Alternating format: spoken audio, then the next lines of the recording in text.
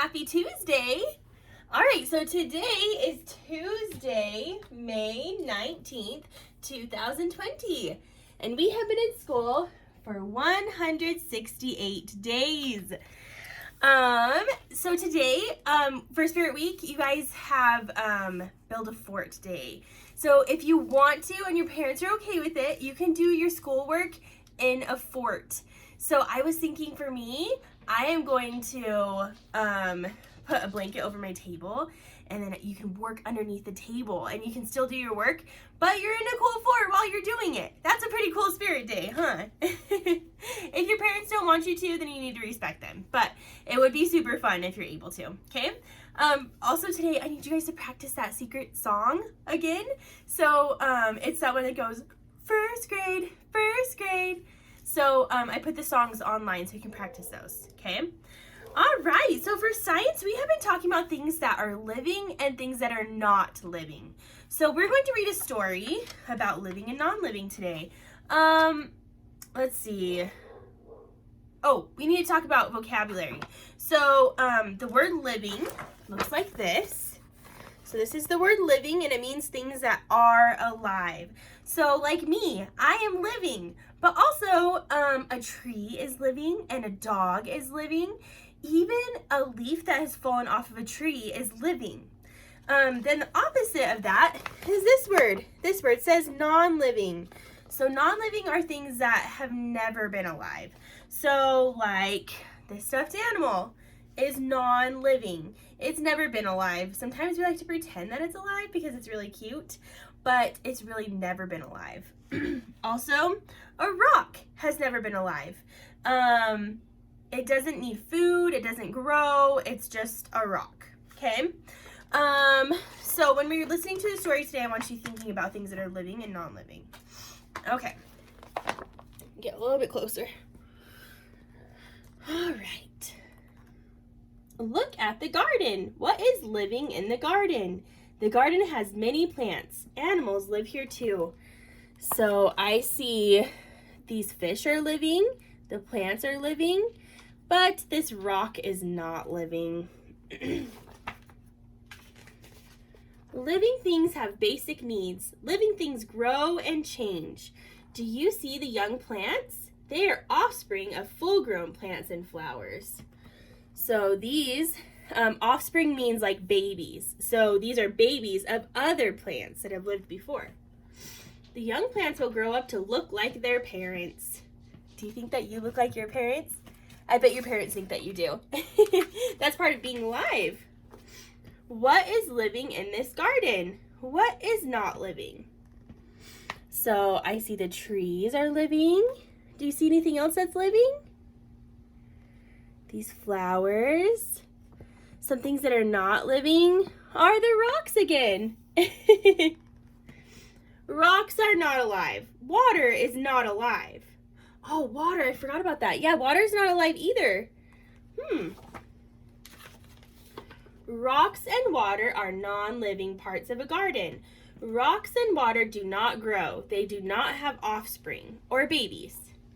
Look what lives at the edge of the ocean. What living things do you see? Let's look at this. All right, what living things do you see in this picture? I see a starfish and a seal. And this looks like anemone.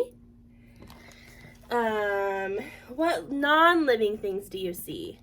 So now we know that water's not living and the rocks are not living. Many animals lay eggs. The eggs hatch into babies. Then the babies eat and grow. Soon they might have offspring of their own. Look, these eggs have little, oh, that's an alligator. Little alligators in them. And then they end up growing and looking like their mom or dad. Beetles and butterflies lay eggs. Fish and birds lay eggs. Mammals do not lay eggs. Their babies grow inside the mother. When they are born, baby mammals need a lot of care. So a dog is an example of a mammal, and a mammal is just a type of animal. Mother mammals feed their babies milk. Where do piglets get milk? Can you see? The piglets get milk from their mamas. Plants don't have babies. Some plants produce seeds. The seeds form into flowers. Each seed holds a tiny living plant. Have you guys ever seen a seed grow into a plant before? So this was a seed, and then you plant it in the dirt and it starts to look like this. And then it starts to look like this, and then it looks like a sunflower. That's like the half of it. And then it starts all over. It has more seeds and it keeps going around in a cycle. These seeds need soil and water. Then the little seeds can grow into big pumpkin plants. What will be inside the pumpkins? So here's another one of those cycles. So it starts off with a seed, a pumpkin seed, and then it grows. And then it turns into a pumpkin, and look what's inside the pumpkin. More seeds. That's how we know this pumpkin is alive, because it has, the seeds are kind of like its babies, and it makes more pumpkins. Look at the photos on this page. What is living and non-living? Why do you think so? Okay, so can you point to something that's living right here? I see the girl is living, the panda bears are living. What's something that's not living? This panda bear's not living, huh? That's a stuffed animal. Stuffed animals aren't really alive. What is living and non-living? Why do you think so? Okay, look at this picture. Can you point to the thing that is living? I can tell this baby's living. She's yawning. It looks like she might be hungry too, and that's part of being living too, is that you need to eat. This baby is non-living. It's just a doll. Sometimes we like to pretend that they're living, but they're really not. What is living and non-living? Why do you think so? All right, can you point to something that's living? This butterfly's living, and this girl is living. What's something that's non-living? It's kind of hard to see, but this butterfly actually is a kite. Do you see how she's holding a kite string? So this is not living, because this kite doesn't need food, and it doesn't make babies, so it's not living. What is living and non-living? Why do you think so? They're all horses, huh? But these ones are living because they're moving and it had a baby. And this one is not living because you don't need to feed those horses. They're not real. What is living and non-living? Why do you think so? Ooh, this is kind of trickier. They have some hard ones in here. Okay, I want you thinking about what is living and non-living. Oh man, this is so tricky. This is kind of a tricky page. So this is living. The clouds are not living because they don't make baby clouds. Jellyfish is living. These seeds are living because they're going to grow into plants. These aren't rocks, these are shells. They have living creatures inside of them.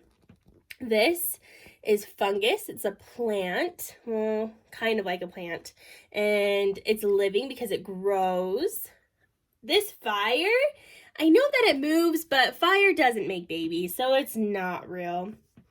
And lightning, it moves too, but it doesn't have babies, so it's not living.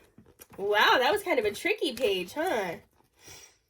Look at these pictures. Name 2 things that are living. Why do you think so? Name 2 things that are not living. Why do you think so? Okay, so point to 2 things that are living. So the snail is living, the kitty's living, the carrot's living, and these are like seeds. They're living. They're going to grow into a tree.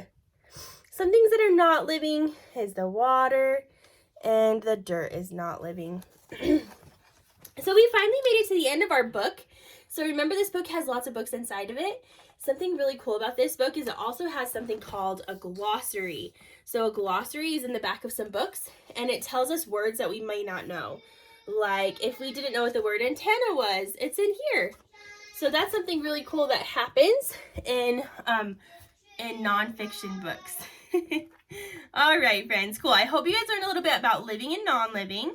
And I want you thinking today about if something is alive, what it needs to live. So you guys are keeping snails alive right now. So I have my snails here.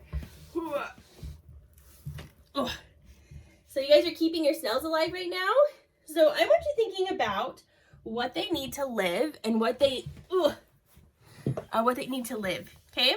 And you're going to write about that in your journal today. There's also a video you get to watch for science. Okay, and today we are done learning all of our sight words, but we are going to practice writing our sight words. So if there's some sight words that you don't know what they are, I want you to practice them by writing them in chalk on your sidewalk. That'd be fun, huh? So if there's 10 sight words you don't know, I just want you to write 10 of the sight words that you don't know. You don't have to write all 50, only if you want to write 50. If you already know all your sight words, you don't have to write them. You can do it for fun, though, to practice your handwriting. If you need to learn lots of sight words, I just want you to choose some to write and write as many as you can, okay? When you're writing the words on your sidewalk, I want you thinking about what they say. So if you're writing the word and, I want you thinking and as you're writing it, okay? So you can practice what the word looks like and the way that it sounds. Also today for math, they're kind of talking about some things that we haven't really talked a lot about in math, and but I'm thinking that you already know what they mean, so we're just going to talk about it for a second, okay?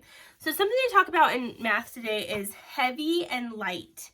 So this rock is pretty heavy. It's heavy because it has a lot of weight to it, okay? So this is heavy. And this little toy is light. It doesn't weigh very much. So heavy, light. Okay, it just, when you hold them, you can feel which one's heavier. And I can feel that this one's a lot heavier than this one. Okay, so with heavy and light, we have to be careful because heavy and light does not mean the same thing as big and small. For example, this stuffed animal is big and this rock is small, but this rock is heavier than the stuffed animal. So just because something's bigger doesn't mean that it's heavier, okay? So when I'm holding these two things, I can tell that this is a lot heavier because I feel the weight of it. And this is lighter because it's not very hard to hold, okay? So I want you to remember that heavy and light doesn't mean big and small. It means about the way they feel when you're holding them, okay? Like your house is really heavy and your baby sister is probably not very heavy compared to the house, huh? All right, also today in math, they're going to talk about things that have more and less in them. So I want you thinking about your favorite drink, okay? My favorite drink is Coke. Maybe your favorite drink is apple juice. So I want you thinking about what cup can hold more of your favorite drink. Can you point to the cup that can hold more? This cup can hold way more of your favorite drink. If I filled this cup up with my favorite drink, Coke, that would be a lot of Coke that I get to drink. But if I filled up this drink with Coke, it wouldn't be very much because it's pretty tiny, huh? So today for math, I want you thinking about what can hold more or less. Oh man, I should have had an example of this. Again, it doesn't mean bigger or smaller. I know that this one holds more and it's bigger, and this one holds less and it's smaller. But sometimes a cup, oh man, I wish I had an example. Sometimes you could have a cup that's really tall and really skinny, and it might be smaller. It might hold more than like a smaller cup. So I don't want you thinking so much about the size. I want you thinking about what can fit inside of it. So this can't hold very much, where this can hold very much. But if they were different sizes, it might get a little bit trickier, okay? I don't think they're trying to trick you in your math book today, so you should be okay. And if you had questions, you could ask your parents. They can help you, okay? Awesome, friends! Well, I hope you have a good Tuesday, and I'll see you tomorrow on Wednesday. See ya!